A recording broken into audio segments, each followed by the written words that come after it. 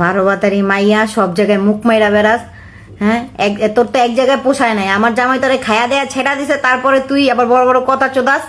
হ্যাঁ, আমার জামাই তোরে ব্যবহার করছো, তুই আমার জামাই কেমন লাগাইছো? এই খান কি, এই বুঝকি, এই চোতমারানি মাগি, তুই আমার জামাই সে না? আমার জামাই সোনা আছে, তোর সোনা আছে? আমার জামাই তোর সাউয়ার ভিতরে সোনা ঢুকাইছে।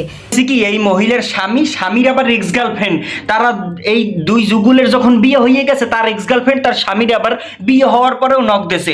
এখন এই সুযোগে তার বউ আছে, তারপরে তার স্বামী যাইয়ে তার এক্স গার্লফ্রেন্ডে খাইয়ে দিয়েছে, মানে ইচ্ছে মতো। এইটা আবার এই মহিলা জানার পরে এখন তার এক্স গার্লফ্রেন্ডে, তার স্বামীর এক্স গার্লফ্রেন্ডের আর কি ইচ্ছে মতো ধুইতে আছে। মানে সে পাইতে দিয়েছে, চাই খাইছে, তার স্বামীর এসে দিয়ে দিয়েছে। এখন কত হয়েছে, আপনার স্বামীর কি কোনো দোষ নেই?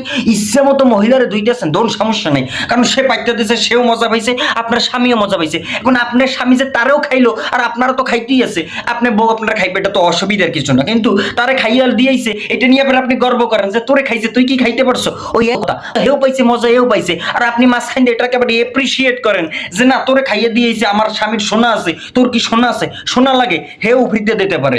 আজকালকে মানে আধুনিক যুগ, কেটা কারে দেবে, কোন হান্দাইয়ে দেবে, পিছন দিয়ে না স্বামী দেয়, এটা কেউ কইতে পারে না। সোত মারা না মাগি, মানে ওই মাগির দোষ, তোর স্বামীর কোনো দোষ নাই। মানে এই মাগিগুলো আছে, মানে যে দেবে হ্যার দোষ নাই, আর যে খাইবে হ্যারই দোষ। একজনে কি দেয়, আর একজনে পাতে, আর একজনে দেয় মাগি, এটা বুঝতে হবে। এই চৌথা মরণে মাগিগুলোকে থাকা যায় না ফেসবুকটার মধ্যে।